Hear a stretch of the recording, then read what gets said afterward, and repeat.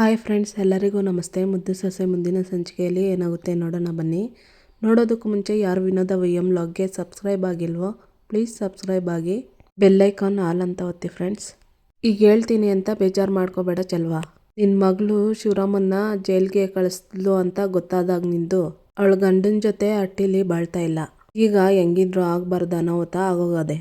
ಶಿವರಾಮ ಅಳ್ದು ತೂಗಿ ಸರಿಯಾಗೇನೆ ನಿನ್ನ ಮಗಳಿಗೆ ನ್ಯಾಯ ಕೊಡ್ತಾವನೆ. ಈ ಆಸ್ತಿ ತಗೊಂಡು ಅವಳ ಜೀವನಕ್ಕೆ ಒಂದು ದಾರಿ ಮಾಡೋದು ಒಳ್ಳೆಯದು ಅನ್ನಿಸ್ತೈತೆ ಅಂತಾರೆ ಶಿವರಾಮೇಗೌಡರು ಚಿಕ್ಕಪ್ಪ. ಇದಕ್ಕೇನಾದರೂ ಅಪ್ಪ ಒಪ್ಕೊಬಿಟ್ರೆ ನಾನು ಖಂಡಿತವಾಗ್ಲೂ ಬದುಕಿರಲ್ಲ. ನನಗೆ ಈ ಆಸ್ತಿಗಿಂತಲೂ ನನ್ನ ಗಂಡನೇ ನನಗೆ ಮುಖ್ಯ. ಯಾವುದೇ ಕಾರಣಕ್ಕೂ ಒಪ್ಕೋಬೇಡ ಅಪ್ಪಯ್ಯ ಅಂತ ಮನಸ್ಸಿನಲ್ಲಿ ಅನ್ಕೊತಿರ್ತಾಳೆ ವಿದ್ಯಾ. ವಿದ್ಯಾವರಪ್ಪ ವಿದ್ಯನ ಮುಖ ನೋಡ್ತಾರೆ. ವಿದ್ಯಾ ತಲೆ ಅಲ್ಲಾಡಿಸ್ತಾ ಇರ್ತಾಳೆ ಬೇಡ ಅಂತ. ಸುಭಾಷ, ಚಿತ್ರಕ್ಕ ಮೊದಲೇ ಈ ಚೆಲ್ವ ಹಣ ಆಸ್ತಿ ಅಂದರೆ ಬಾಯ್ ಬಿಡ್ತಾನೆ. ಇನ್ನು ಈ ದೊಡ್ಡಪ್ಪ ಇಷ್ಟೊಂದು ಪತ್ರಗಳನ್ನೆಲ್ಲ ಇಟ್ಟಿದ್ರೆ ಬಿಡ್ತಾನೆ?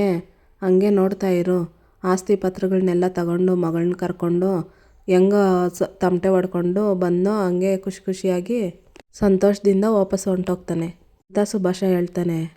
ಚೆಲ್ವ ಏಟೊತ್ತು ಯೋಚನೆ ಮಾಡಿದ್ರು ಆಟೆ. ಗೌಡ್ರು ಯಾರಿಗೂ ಮೋಸ ಮಾಡೋಕ್ಕಿಲ್ಲ, ತಗೋ ಆ ಪೇಪರ್ನ ಅಂತಾರೆ ಚೆಲ್ವನ ಕಡೆಯವರು, ಊರಿನವರು.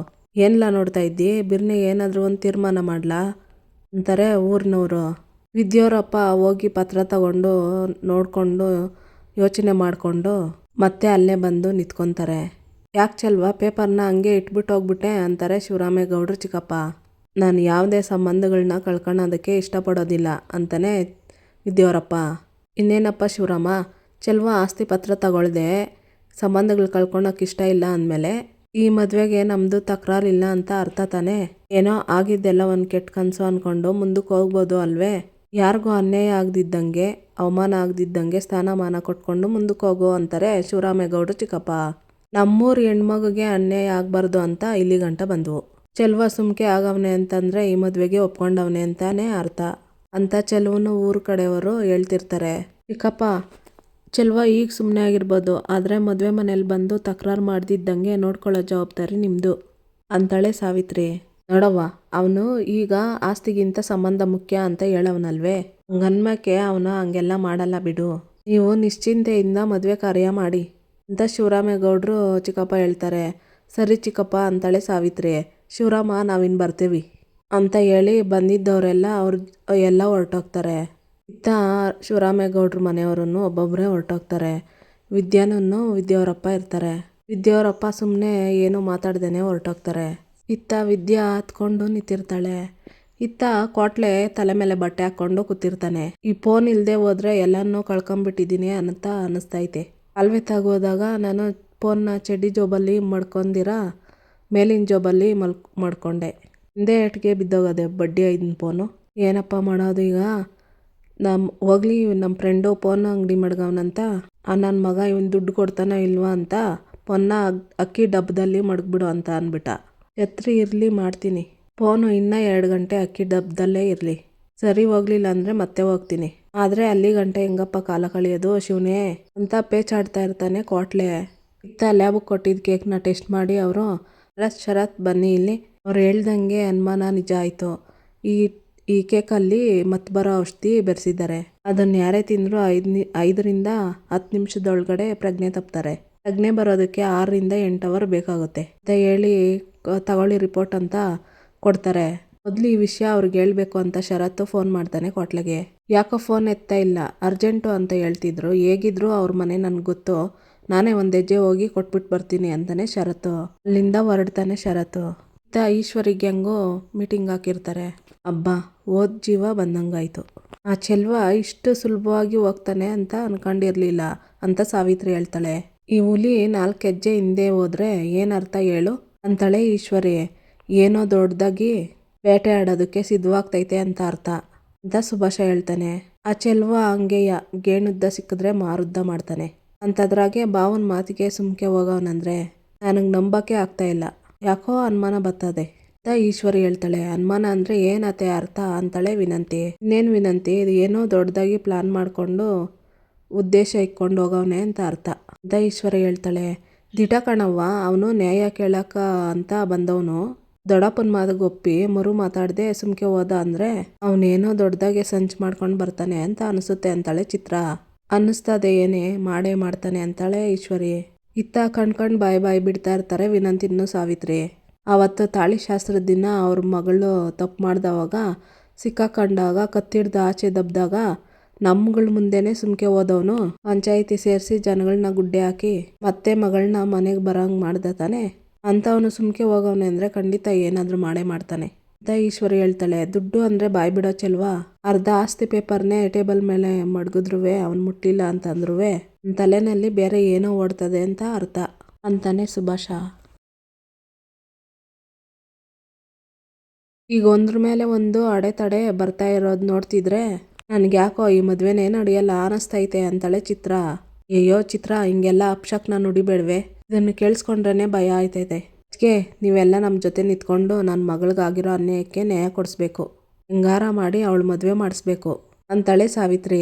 ಅದಕ್ಕೆ ಅಲ್ವಾ ಅತ್ತೆ ನಾವು ನಿಮ್ಮ ಜೊತೆ ಇರೋದು. ಆದರೂ ಆ ಚೆಲ್ವ ಏನೋ ಮಾಡ್ತಾವನಂತ ಡೌಟ್ ಆಗ್ತದೆ ಅಂತಾನೆ ಸುಭಾಷ. ನೋಡಿ, ಏನೇ ಅಡೆತಡೆ ಆದರೂ ಸರಿ, ಅವಳ 3 ಅಡಿನ ಮಟ್ಟ ಹಾಕಿ ಅವಳನ್ನ ಮೂಲೆಗೆ ಸೇರಿಸ್ಬೇಕು ಅಂದರೆ ಈ ಮದುವೆ ಆಗಲೇಬೇಕು ಅಂತಾಳೆ ಈಶ್ವರಿ. ಇದು ಅದಕ್ಕೆ ಮಾತು ಅಂದರೆ ನಾವು ನಿಮ್ಮನ್ನೇ ನಂಬ್ಕೊಂಡಿದ್ದೀವಿ, ನೀವು ಹಾಲ್ಗಾಗ್ತಿರೋ ನೀರ್ಗಾಗ್ತಿರೋ ನಿಮಗೆ ಬಿಟ್ಟಿದ್ದು ಅಂತಾಳೆ ಸಾವಿತ್ರಿ. ಆ ಚೆಲ್ವ ಏನೋ ಒಂದು ಕಿತಾಪತಿ ಮಾಡೋದಕ್ಕೆ ಸಿದ್ಧವಾಗವನೆ. ಅವನೇನಾದರೂ ಮಾಡಲಿ, ಅವನು ಯಾವ ಪ್ರಯತ್ನಕ್ಕೂ ಫಲ ಸಿಕ್ತಿದ್ದಂಗೆ ನಾವು ಮಾಡಬೇಕು. ಮೊದಲು ಈ ಮದುವೆ ಮಾಡಿ ಮುಗಿಸ್ಬಿಡ್ಬೇಕು, ಆಗ್ಲೇ ಆ 3 ಅಡಿ ಮುಂದ್ಗುಟೆ ನಾವು ಗೆದ್ದಂಗಾಗೋದು. ಈ ವಿಷಯದಾಗೆ ಎಲ್ಲರೂ ಒಗ್ಗಟ್ಟಾಗಿರುವ ಅಂತಾಳೆ ಈಶ್ವರಿ. ಇತ್ತ ವಿದ್ಯಾ ಶಿವರಾಮೇಗೌಡರು ಹೇಳಿದ್ದನ್ನೇ ನೆನೆಸ್ಕೊತಾ ಇರ್ತಾಳೆ. ಅವತ್ತು ಪಂಚಾಯಿತಿ ಸೇರಿಸಿ ನಿನ್ನ ಈ ಅಟ್ಟಿ ಸೇರಿಸ್ದಂಗೆ ಇವತ್ತು ಏನಾದರೂ ಮಾಡಿ ಮದುವೆ ತಡೆದು ನಿಮ್ಮ ಅಪ್ಪಯ್ಯ ಎಲ್ಲ ಸರಿ ಮಾಡ್ತಾರೆ ಅಂತ ಅನ್ಕೊಂಡಿದ್ದೆ ಅಕ್ಕ. ಆದರೆ ಏನು ಮಾಡದೆ ಸುಮ್ಕೆ ಹೋಗ್ಬಿಟ್ರಲ್ಲ ಅಂತಾಳೆ ಚಂಪಾ. ನನಗೂ ಏನು ಅರ್ಥ ಆಗ್ತಾ ಇಲ್ಲ ಚಂಪಾ. ಈ ವಿಚಾರದಲ್ಲಿ ಧೈರ್ಯವಾಗಿದ್ದಿದ್ದು ನನಗೆ ಅಪ್ಪಯ್ಯ ಮಾತ್ರ. ಹೋದ್ಮೇಲೆ ನಾನು ಒಳಗೆ ಇರೋ ಧೈರ್ಯಕ್ಕೂ ಆಸರ ಇಲ್ದಿದ್ದಂಗೆ ಆಗೋಗದೆ. ಅವ್ರ ಕೈ ಚೆಲ್ಲಿ ಹೋಗಿದ್ದ ಕ್ಷಣ ಕಲ್ಲು ಬಂಡೆನೆ ತಲೆ ಮೇಲೆ ಬಿದ್ದು ಜೀವನೇ ಹೋದಂಗಾಯ್ತು. ಅಪ್ಪಯ್ಯ ಯಾಕೆ ಮೌನವಾಗಿ ಹೋಗವ್ರೆ ಅಂತ ಪ್ರಶ್ನೆ ಆಗೋಗದೆ ಚಂಪಾ ಅಂತ ವಿದ್ಯೆ ಹೇಳ್ತಿರ್ತಾಳೆ. ಒಂದು ಕಡೆ ಸಾವಿತ್ರಿ ಅಮ್ಮ ಮತ್ತೆ ನಮ್ಮ ಅತ್ತೆ ಮದುವೆ ಮಾಡೇ ತೀರ್ತೀವಿ ಅಂತ ಸೊಂಟಕ್ಕೆ ಸೀರೆ ಸಿಗಿಸ್ಕೊಂಡು ನಿಂತವ್ರೆ. ಇನ್ನೊಂದು ಕಡೆ ದೊಡ್ಡ ಮಾವ ಬೇರೆ ಈ ಮದುವೆ ಬಗ್ಗೆ ಶಾನೆ ಗಟ್ಟಿ ನಿರ್ಧಾರ ಮಾಡಿ ಕುಂತವ್ರೆ. ಅಂಥದ್ರಾಗೆ ನಿಮ್ಮ ಅಪ್ಪಯ್ಯ ಬೇರೆ ಹಿಂಗೆ ಮಾಡಿಬಿಟ್ರು. ಇದನ್ನೆಲ್ಲ ನೋಡ್ತಿದ್ರೆ ಈ ಮದುವೆ ನಡೆಯೋದನ್ನ ತಪ್ಸೋಕ್ಕಾಗಕ್ಕಿಲ್ಲ ಅಂತ ಅನ್ನಿಸ್ತೈತೆ ಅಕ್ಕ ಅಂತಾಳೆ ಚಂಪಾ. ಇತ್ತ ಕ್ವಾಟ್ಲೆ ತಲೆಗಿರ್ಕೊಂಡು ಆಳದ ಫೋನ್ ಇಲ್ಲದೆ 1 ನಿಮಿಷ ಕಳಿಯೋದು 1 ದಿನ ಕಳ್ದಂಗೆ ಆತೈತಲ್ಲಪ್ಪ ಅಂದ್ಕೊಂಡು ಕೂತಿರ್ತಾನೆ. ಇತ್ತ ಲ್ಯಾಬ್ದು ರಿಪೋರ್ಟ್ ಎತ್ಕೊಂಡು ಬರ್ತಾನೆ ಸತೀಶ.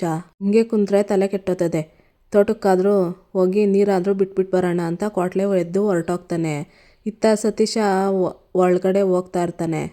ಇತ್ತ ಕ್ವಾಟ್ಲೆ ಅಣ್ಣ ಅಂತ ಕೂಗ್ತಿರ್ತಾನೆ ಸತೀಶ. ಅಲ್ಲೇ ಟೀನೋ ಕಾಫಿನೋ ಕುಡಿತಾ ಇದ್ದಿದ್ದು ಸಾವಿತ್ರಿ, ಯಾರಪ್ಪ ನೀನು ಅಂತಾಳೆ. ಅಕ್ಕ, ಅದು ಕ್ವಾಟ್ಲೆ ಅಣ್ಣನ್ನ ನೋಡಬೇಕಿತ್ತು ಅಂತಾನೆ ಸತೀಶ. ಟೀಲಿದ್ರೆ ಒಂಚೂರು ಕರಿತೀರಾ ಅಂತ ಕೇಳ್ತಾನೆ. ಕ್ವಾಟ್ಲೆ ನಮ್ಮ ಹುಡ್ಗನೆಯ, ಅದೇನು ಅಂತ ಹೇಳು ಅಂತಾಳೆ ಸಾವಿತ್ರಿ. ಅದು ಸರಿ, ನೀನು ಯಾರು, ಎಲ್ಲಿಂದ ಬಂದಿದ್ಯಾ, ಏನಾಗಬೇಕಾಗಿತ್ತು ಅಂತ ಕೇಳ್ತಾಳೆ. ಅದು ನಾನು ಟೆಸ್ಟಿಂಗ್ ಲ್ಯಾಬಿಂದ ಬಂದಿದ್ದೀನಿ. ಅವರು ಒಂದು ಬರ್ಡೇ ಕೇಕ್ ತಂದು ಟೆಸ್ಟ್ ಮಾಡಿಸಿ ಅರ್ಜೆಂಟ್ ರಿಪೋರ್ಟ್ ಬೇಕು ಅಂತ ಹೇಳಿದರು, ಅದಕ್ಕೆ ಕೊಟ್ಟೋಗೋಣ ಅಂತ ಬಂದೆ ಅಂತ ಸತೀಶ ಹೇಳ್ತಿದ್ದಂಗೆ ಗಾಬರಿ ಆಗ್ತಾಳೆ ಸಾವಿತ್ರಿ. ಏನೋ ಕೇಕ್ನ ಪರೀಕ್ಷೆ ಕೊಟ್ಟಿದ್ರೆ ಅಂತಾಳೆ ಸಾವಿತ್ರಿ. ಅದಕ್ಕೆ ನೀವೇ ಯಾಕೆ ಇಷ್ಟೊಂದು ಗಾಬರಿ ಬೀಳ್ತಾ ಇದ್ದೀರಾ ಅಂತ ಸತೀಶ ಕೇಳ್ತಾನೆ. ನಾನ್ಯಾಕಪ್ಪ ಗಾಬರಿ ಬೀಳಲಿ, ಅದು ಸರಿ ರಿಪೋರ್ಟಲ್ಲಿ ಏನಿದ್ದಾತೋ ಅಂತ ಸಾವಿತ್ರಿ ಕೇಳ್ತಾಳೆ. ಅದನ್ನೆಲ್ಲ ಹಂಗೆಲ್ಲ ಹೇಳೋಕ್ಕಾಗಲ್ಲ, ನೀವು ಕ್ವಾಟ್ಲೆ ಅಣ್ಣನ ಕರೀರಿ, ನಾನು ಅವ್ರ ಹತ್ರನೇ ರಿಪೋರ್ಟ್ ಕೊಡಬೇಕು ಅಂತಾನೆ ಸತೀಶ. ಆಗ್ಲೇ ಹೇಳಿದ್ನಲ್ಲಪ್ಪ, ಅವನು ನಮ್ಮ ಹುಡ್ಗನೆಯ, ಅದೇನು ಬಂದಿದ್ದದೆ ಅಂತ ಹೇಳು ಪರವಾಗಿಲ್ಲ, ನಾನೇ ಅವನಿಗೆಲ್ಲ ಹೇಳ್ತೀನಿ. ಅದೇನು ಹೊಸಿ ಬಿಡಿನೇ ಹೇಳಿಯಪ್ಪ ಅಂತಾರೆ ಸಾವಿತ್ರಿ. ಅವ್ರ ಅನುಮಾನ ದಿಟ ಆಗಿದೆ, ಅದರಲ್ಲಿ ಯಾರೋ ಪ್ರಜ್ಞೆ ತಪ್ಪು ಔಷಧಿ ಬೆರೆಸಿದ್ದಾರೆ, ಅದನ್ನ ಯಾರು ತಿಂದ್ರು ಜ್ಞಾನ ತಪ್ಪಿಡ್ತಾರೆ ಅಂತ ಸತೀಶ ಹೇಳ್ತಾನೆ. ಅಯ್ಯೋ ದೇವ್ರೆ, ಇದೇನಪ್ಪ ಹೊಸ ಗ್ರಾಚಾರ ಬಂತು, ಹೆಂಗಾರ ಮಾಡಿ ಇವನ್ ಬಾಯಿ ಮುಚ್ಚಿಸ್ದೇ ಹೋದ್ರೆ ಎಲ್ಲ ಎಕ್ಕುಟ್ಟೋದದೆ ಅಂತ ಮನಸ್ಸಿನಲ್ಲಿ ಅನ್ಕೊಂಡು ಸಾವಿತ್ರಿ ಸುತ್ತಮುತ್ತ ನೋಡಿ ಸತೀಶನ ಕೈ ಹಿಡ್ದು ಒಂದು ಸೈಡಿಗೆ ಕರ್ಕೊಂಡೋಗ್ತಾಳೆ. ನೋಡಪ್ಪ, ನಿಂದಮ್ಮಯ್ಯ ಅಂತೀನಿ, ಈ ವಿಷಯ ಮಾತ್ರ ಕ್ವಾಟ್ಲೆಗೆ ಹೇಳ್ಬೇಡ, ಈ ರಿಪೋರ್ಟ್ನ ನನಗೆ ಕೊಟ್ಬಿಡು ಅಂತ ಸಾವಿತ್ರಿ ಹೇಳ್ತಾಳೆ. ಇದೇನಕ್ಕ ಹಿಂಗೆ ಹೇಳ್ತಾ ಇದ್ದೀರಿ, ಆ ವಿಷಯದಲ್ಲಿ ಯಾರಾದರೂ ಸುಳ್ಳು ಹೇಳೋಕ್ಕಾಗುತ್ತಾ, ಸಾಧ್ಯನೇ ಇಲ್ಲ ಬಿಡಿ ಅಂತಾನೆ ಸತೀಶ. ನೋಡಪ್ಪ, ಎಲ್ಲದಕ್ಕೂ ಒಂದು ಬೆಲೆ ಅಂತ ಇರ್ತೈತೆ, ಈ ಸುಳ್ಳಿಗೂ ಒಂದು ಬೆಲೆ ಕೊಟ್ಬಿಡ್ತೀನಿ ಅಂತ ಸಾವಿತ್ರಿ ಹೇಳ್ತಿರ್ತಾಳೆ. ಇತ್ತ ಕ್ವಾಟ್ಲೆ ಜೋಬ್ನೆಲ್ಲ ಹುಡುಕ್ಲಾಡ್ಕೊಂಡು, ಥೂ ನಾನೇ ಅಂತ ಆಸಾಮಿ ಇರಬೇಕು, ಇಶಿನ ಮನೆ ಬಿಗದ ಕೈನೇ ತಗೊಳ್ದೆ ಹೋಗ್ತಾ ಇದ್ದೀನಲ್ಲ, ಫೋನ್ ಇಲ್ಲದೆ ಇರೋದಕ್ಕೆ ನನಗಂತೂ ತಲೆ ಕೆಟ್ಟೋಗದೆ, ಹಟ್ಟಿಗೆ ಹೋಗಿ ಬೀಗದ ಕೈ ತಗೊಬರ್ತೀನಿ ಅಂತ ವಾಪಸ್ ಬರ್ತಾನೆ ಕ್ವಾಟ್ಲೆ. ಏನಕ್ಕ ಇಂಥ ಮಾತು ಹೇಳ್ತಾ ಇದ್ದೀರಾ, ನಾನು ನಿಮ್ಮ ಕಣ್ಣಿಗೆ ಸುಳ್ಳು ಹೇಳೋ ಥರ ಕಾಣಿಸ್ತಿದ್ದೀನಾ? ಸತ್ಯಕ್ಕೆ ಬೆಲೆ ಕಟ್ಟೋಕ್ಕಾಗುತ್ತಾ ಅಂತ ಸತೀಶ ಹೇಳ್ತಾನೆ. ನೋಡಪ್ಪ ನಿನ್ನ ಕೈ ಮುಗ್ದು ಕೇಳ್ಕೊತೀನಿ, ಈಗ ನೀನು ಕ್ವಾಟ್ಲೆ ತವ ಸತ್ಯ ಹೇಳಿದ್ರೆ ಏನು ಪ್ರಯೋಜನ ಇಲ್ಲ. ಅದೇ ನನಗೆ ಸಹಾಯ ಮಾಡಿದ್ರೆ ನೀನು ಕೇಳಿದ್ ಕೊಡ್ತೀನಿ ಅಂತ ಸಾವಿತ್ರಿ ಹೇಳ್ತಾಳೆ. ಒಳ್ಳೆ ಧರ್ಮ ಸಂಕಟಕ್ಕೆ ಸಿಗಾಕ್ಸ್ತಾ ಇದ್ದೀರಾ. ಏನೇ ಆದರೂ ನಾನು ಬೆಲೆ ಕಟ್ಟಿದ್ರೆ ತಪ್ಪಾಗುತ್ತೆ. ಕೊಂಡ್ಕೊಳಕ್ಕೆ ಹೊಂಟಿರೋ ನೀವೇ ಅದನ್ನು ಕಟ್ಬಿಡಿ ಅಂತ ಸತೀಶ ಹೇಳ್ತಾನೆ. ಬಳೆ ಬಿಚ್ಕೊಡ್ತಾಳೆ ಸಾವಿತ್ರಿ. ತಗಳಪ್ಪ ಈ ಬಳೆ 20 ಗ್ರಾಮ್ ಇದೆ, ಹೇಳೋ ಸುಳ್ಳಿಗೆ ಇದೇ ಒಳ್ಳೆ ಬೆಲೆ ಅಂತ ಸಾವಿತ್ರಿ ಹೇಳಿದ್ರೆ, ಏನಕ್ಕ ನೀವು ಸತ್ಯಕ್ಕೆ ಕಟ್ಟೋ ಬೆಲೆ ಇಷ್ಟೇನಾ ಅಂತಾನೆ ಸತೀಶ. ಈಗೇನಪ್ಪ ಚಿನ್ನದ ಬೆಲೆ ಗಗನಕ್ಕೆ ಹೊಂಟೋಗದೆ ಅಂತಾಳೆ ಸಾವಿತ್ರಿ. ಆದ್ರೆ ಸತ್ಯದ ಬೆಲೆ ಅದ್ರ ಹತ್ರಷ್ಟಾಗೋಗಿದೆಯಲ್ಲ ಅಂತ ಸತೀಶ ಹೇಳ್ತಾನೆ. ನೋಡಪ್ಪ ನೀನ್ ಸಣ್ಣದ್ರಲ್ಲಿ ಸತ್ತೋಗಿರೋ ನನ್ನ ತಮ್ಮನ ತರನೇ ಇದೆಯಾ. ನನ್ನನ್ನ ನಿಮ್ಮ ಅಕ್ಕಯ್ಯ ಅನ್ಕೊಂಡು ಅದ್ರ ಜೊತೆ ಈ ಬಳೆನೂ ತಗೊಂಡು ಕಾಗ್ದ ಕೊಟ್ಬಿಡಪ್ಪ ಅಂತಾಳೆ ಸಾವಿತ್ರಿ. ಸರಿ ಕೊಡಿ ಆಯ್ತು ಅಂತ ಹೇಳಿ ಬಳೆ ಇಸ್ಕೊಂಡು ಕಾಗ್ದ ಕೊಡ್ತಾನೆ ಸತೀಶ. ಸಾವಿತ್ರಿ ಆ ಕಾಗ್ದ ಇಸ್ಕೊಂಡು ಅರ್ದು ಬಿಸಾಕ್ತಾಳೆ ಉಂಡೆ ಕಟ್ಟಿ. ಕ್ವಾಟ್ಲೆ ಇದೇನಿದು ಗಾಡಿ ನಿಂತಿದೆಯಲ್ಲ ಅಂತ ಅನ್ಕೊಂಡು ಗಾಡಿ ಓಡಿಸ್ಕೊಂಡು ಬರ್ತಾನೆ ಒಳಗಡೆ, ಗೇಟ್ ಒಳಗಡೆ. ಇತ್ತ ಸತೀಶ ಅಡ್ಡ ಬರ್ತಾನೆ ಅವನಿಗೆ. ಇಂದ ಗಾಡಿ ಅಂತ ಕೇಳ್ತಾನೆ ಕ್ವಾಟ್ಲೆ. ಹೌದಣ್ಣ ಅಂತಾನೆ ಸತೀಶ. ನೀನೇ ಹಾಕ್ಲಾ ಅಟ್ಟಿ ಗಂಟ ಬರಕೋದೆ, ನಾನೇ ಬರ್ತಿದ್ನಲ್ಲ ಅತ್ತ ಇತ್ತ ನೋಡಿ ಸದ್ಯ ಯಾರು ನೋಡಿಲ್ಲ ತಾನೆ ಅಂತ ಕೇಳ್ತಾನೆ. 2 ಸಲ ಫೋನ್ ಮಾಡಿದ್ರು ತೆಗಿಲೇ ಇಲ್ಲ, ಅದಕ್ಕೆ ಒಂದ್ ಹೆಜ್ಜೆ ನಾನೇ ಬಂದ್ಬಿಟ್ಟೆ ಅಂತಾನೆ ಸತೀಶ. ಆ ಫೋನ್ದೊಂದು ದೊಡ್ಡ ಕತೆ ಆಗದೆ ಬಿಡು. ಅದ್ ಸರಿ ಟೆಸ್ಟ್ ಮಾಡೈತೆ, ಏನಾಯ್ತು ಹೇಳು, ನಾವು ಅನುಮಾನ ಪಟ್ಟಂಗೆ ಅದರಲ್ಲಿ ಬೆರಕೆ ಆಗಿದ್ದತೆ ಅಂತ ಕ್ವಾಟ್ಲೆ ಹೇಳ್ತಾನೆ. ಅವನು ಹಿಂದೆಗಡೆ ನೋಡಿದ್ರೆ ಅವಳು ಸಾವಿತ್ರಿ ಕೈ ಮುಗ್ದು ಬೇಡ್ಕೊಂತಿರ್ತಾಳೆ ಹೇಳ್ಬೇಡ ಅಂತ. ಏನ್ ಬಂದಿದ್ದದ್ದು ಅಂತಾನೆ ಕ್ವಾಟ್ಲೆ. ಸುಮ್ನೆ ನೀವು ಅನುಮಾನ ಪಟ್ಟಿದ್ದೀರಾ, ಅದ್ರಲ್ಲಿ ಎಂತ ಬೆರಕೆನೂ ಆಗಿಲ್ಲ, ಅದು ಚೆನ್ನಾಗೇ ಐತೆ ಅಂತಾನೆ ಸತೀಶ. ಅಂದಾಗ ಇನ್ನೊಂದ್ಕಿತ ಚೆಕ್ ಮಾಡಿಸ್ಬೇಕಾಗಿತ್ತು ಅಂತಾನೆ ಕ್ವಾಟ್ಲೆ. ಅಣ್ಣ ನೀನ್ ಕೊಟ್ಟಿದ್ ಕೇಕ್ ಎಲ್ಲಾನು ಒಂದ್ ಕಡೆಯಿಂದ ಚೆಕ್ ಮಾಡಿಸಿದ್ದಾಯ್ತು, ಅದ್ರಲ್ಲಿ ಎಂತದು ಬೆರಕೆ ಆಗಿಲ್ಲ, ಅದನ್ನ ತಿಂದ್ರೆ ಯಾವ ಜ್ಞಾನನೂ ತಪ್ಪೋದಿಲ್ಲ, ಎಂತದೂ ಇಲ್ಲ. ನೀವು ಬೇರೆ ಏನೋ ಅರ್ಜೆಂಟು ಅಂದ್ರಲ್ಲ, ಅದಕ್ಕೆ ಹೇಳ್ಬಿಟ್ಟು ಹೋಗೋಣ ಅಂತ ಬಂದೆ. ನಿಮ್ಗೆ ರಿಪೋರ್ಟ್ ಬೇಕು ಅಂದ್ರೆ ಲ್ಯಾಬ್ ಕಡೆ ಬಂದು ಇಸ್ಕೊಂಡೋಗಿ ಅಂತಾನೆ ಸತೀಶ. ತಿರ್ಗಾ ನೀನು ಮತ್ತೆ ಬರಬೇಡ, ಏನಾದರೂ ಇದ್ರೆ ನಾನೇ ಬರ್ತೀನಿ ಅಂತ ಕ್ವಾಟ್ಲೆ ಹೇಳ್ತಾನೆ. ಸರಿ ಕಣ್ಣಣ್ಣ ನಾನು ಇನ್ನು ಬರ್ತೀನಿ ಅಂತ ಹೊರಟೋಗ್ತಾನೆ ಸತೀಶ. ಕೇಕಲ್ಲಿ ಏನು ಬೆರಕೆ ಆಗಿಲ್ಲ ಅಂದ್ಮೇಲೆ ಅಣ್ತಮ್ಮ ಜ್ಞಾನ ತಪ್ಪಕ್ಕೆ ಏನಪ್ಪ ಆಗಿರ್ಬೋದು. ಒಂದು ಅರ್ಥ ಆಯ್ತಾ ಇಲ್ವೇ, ಯಾವ್ದನ್ನ ನಂಬೇಕೋ ಯಾವ್ದನ್ನ ನಂಬಾರ್ದೋ ಒಂದು ತಿಳಿತಾ ಇಲ್ಲ ಅನ್ಕೊಂತಿರ್ತಾನೆ ಕ್ವಾಟ್ಲೆ. ಅಪ್ಪ ಬೆಂಕಿಗೆ ಬಿದ್ರು ಸದ್ಯ ಉರಿ ತಟ್ಲಿಲ್ಲ, ಈ ಮದ್ವೆ ಮಾಡಿ ಮುಗಿಸೋ ಹೊತ್ತಿಗೆ ನನ್ನ ಜೀವನೇ ಹೊಂಟೋತದೆ, ದೇವ್ರೇ ನೀನೇ ಕಾಪಾಡ್ಬೇಕಪ್ಪ ಅಂತ ಸಾವಿತ್ರಿ ಅನ್ಕೊಂತಿರ್ತಾಳೆ. ಇತ್ತ ವಿದ್ಯವ್ರಪ್ಪ ಫೋನ್ ಮಾಡ್ತಾರೆ ವಿದ್ಯಾಗೆ. ಅಪ್ಪ ಫೋನ್ ಮಾಡ್ತಾವ್ರೆ ಅಂತ ಹೇಳಿ ಫೋನು ಮಾತಾಡ್ತಾಳೆ. ನನ್ಗಿದ್ದಿದ್ದು ಒಂದೇ ಒಂದು ಭರವಸೆ ಅಂದ್ರೆ ನೀನು ಅಪ್ಪ. ಈ ಮದ್ವೆ ವಿಚಾರದಲ್ಲಿ ನೀನು ಏನು ಮಾತಾಡ್ದೆ ಹೊಂಟೋದಲ್ಲಪ್ಪ. ಈಗ ನಾನೇನ್ ಮಾಡ್ಲಿ, ನನ್ನ ಗಂಡ ಇನ್ನೊಬ್ಳು ಕುತ್ತಿಗೆಗೆ ತಾಳಿ ಕಟ್ಟೋದನ್ನ ನೋಡ್ಕೊಂಡು ಹೆಂಗ್ ಬದುಕಿರ್ಲಿ. ಯಾಕಪ್ಪ ಹಿಂಗ್ ಮಾಡ್ದೆ, ನೀನೇ ನನ್ನ ಕೈ ಬಿಟ್ಬಿಟ್ರೆ ಯಾರು ದಿಕ್ಕು ಅಂತಾಳೆ ವಿದ್ಯಾ. ಯುದ್ಧ ಅಂದ್ರೆ ಬರೀ ಶಕ್ತಿ ಮಾತ್ರ ಬಳಸೋದಲ್ಲ ಕಣವ್ವ, ಯುಕ್ತಿನೂ ಬಳಸ್ಬೇಕು. ನಾನು ನಿಮ್ಮಟ್ಟಿಯಿಂದ ಸುಮ್ಕೆ ಬಂದಿದ್ದೀನಿ ಅಂದ್ರೆ ಅದು ಹೋರಾಟದ ಒಂದು ತಂತ್ರದ ಭಾಗ ಅಂತ ತಿಳ್ಕೊ ಅಂತ ವಿದ್ಯಾವರಪ್ಪ ಹೇಳ್ತಾನೆ. ಏನ್ ಹೇಳ್ತಾ ಇದೀಯಪ್ಪ, ನನ್ಗೇನು ಅರ್ಥ ಆಗ್ತಾ ಇಲ್ಲ ಅಂತ ವಿದ್ಯೆ ಹೇಳ್ತಾಳೆ. ನೀನು ಕೊನೆ ಗಂಟ ಆ ಅಟ್ಟಿ ಸೊಸೆಯಾಗೆ ಬಾಳ್ಬೇಕು ಕಣವ್ವ. ಅವರು ನಿನ್ಗೆ ಪರಿಹಾರ ಕೊಟ್ಟು ಸಂಬಂಧನೇ ಕಳ್ಕೋಬೇಕು ಅಂತ ಬೇರೆ ದಾರಿ ಹಿಡಿದ್ರು ಅಲ್ವೇ, ಅದಕ್ಕೆ ನಾನು ನಿನ್ನ ಗಂಡನ ಜೊತೆ ಬಾಳಿಸ್ಬೇಕು, ಈ ಮದ್ವೆ ನಿಲ್ಲಿಸ್ಬೇಕು ಅಂತ ನಾನು ಬೇರೆ ದಾರಿ ಹಿಡ್ಕೊಂಡೆ. ನೀನು ಯೋಚನೆ ಮಾಡಬೇಡ ಕಣವ್ವ, ನಾನು ನನ್ನ ಪ್ರಾಣ ಕೊಟ್ಟಾದ್ರೂ ಸರಿ ಈ ಮದುವೆ ನಿಲ್ಲಿಸ್ತೀನಿ ಅಂತಾರೆ ವಿದ್ಯಾವರಪ್ಪ. ಅಪ್ಪಯ್ಯ ನೀನು ಹಂಗೆಲ್ಲ ಮಾತಾಡಬೇಡ, ಸುಮ್ಕಿರೋ. ಹಂಗಾರೆ ನೀನು ಮೌನವಾಗಿ ಹೋಗಿದ್ದು ಅಂತಾಳೆ ವಿದ್ಯಾ. ಅದು ನನ್ನ ಸೋಲಲ್ಲ, ನನ್ನ ಮುಂದಿನ ಗೆಲುವಿಗೆ ನಾನು ತಗೊಂಡಿರೋ ನಿರ್ಧಾರ. ನಾನು ಮೌನವಾಗಿ ಬಂದಿರೋದಕ್ಕೆ ಅವನು ಶರಣಾಗವನೆ ಅಂತ ತಿಳ್ಕೊಂಡ್ರೆ ಅವರು ಮೂರ್ಖರು ಅಟಯ್ಯ. ಒಳ್ಳೆ ಕೆಲಸಕ್ಕೆ ನನ್ನ ತಲೆ ಬೇಕಾದರೂ ಒತ್ತೆ ಇಡ್ತೀನಿ, ಆದರೆ ಕೆಟ್ಟ ಕೆಲಸಕ್ಕೆ ನನ್ನ ಮಾತನ್ನ ಒತ್ತೆ ಇಡೋದಿಲ್ಲ. ಇಲ್ಲಿ ಅವ್ರ ಮಾತಿಗಿಂತ ನನ್ನ ಮನಸ್ಸಾಕ್ಷಿ ಏನು ಹೇಳ್ತೈತೆ ಹಂಗೆ ಕೇಳೋನು, ಹಂಗೆ ಮಾಡೋನು. ಏನಾದರೂ ಒಂದು ಮಾಡೇ ಮಾಡ್ತೀನಿ ಮಗಳೇ, ಆದರೆ ಏನು ಮಾಡ್ತೀನಿ ಅಂತ ನನಗೆ ಗೊತ್ತಿಲ್ಲ. ಒಟ್ಟಿನಲ್ಲಿ ಈ ಮದುವೆನ ತಡಿತೀನಿ ಅಂತ ವಿದ್ಯಾವರಪ್ಪ ಹೇಳ್ತಾರೆ. ಇಲ್ಲಿಗೆ ಈ ಸಂಚಿಕೆ ಮುಕ್ತಾಯ ಆಗುತ್ತೆ. ಯಾರು ಇನ್ನೂ ವಿನೋದ ವೈಎಂ ವ್ಲಾಗ್ಗೆ ಸಬ್ಸ್ಕ್ರೈಬ್ ಆಗಿಲ್ವೋ ಪ್ಲೀಸ್ ಸಬ್ಸ್ಕ್ರೈಬ್ ಆಗಿ, ಲೈಕ್ ಮಾಡಿ, ಶೇರ್ ಮಾಡಿ, ಕಮೆಂಟ್ ಮಾಡಿ, ಬೆಲ್ಲೈಕಾನ್ ಆಲ್ ಅಂತ ಒತ್ತಿ ಫ್ರೆಂಡ್ಸ್. ಈ ವಿಡಿಯೋ ನೋಡಿದ್ದಕ್ಕಾಗಿ ಎಲ್ಲರಿಗೂ ಧನ್ಯವಾದಗಳು.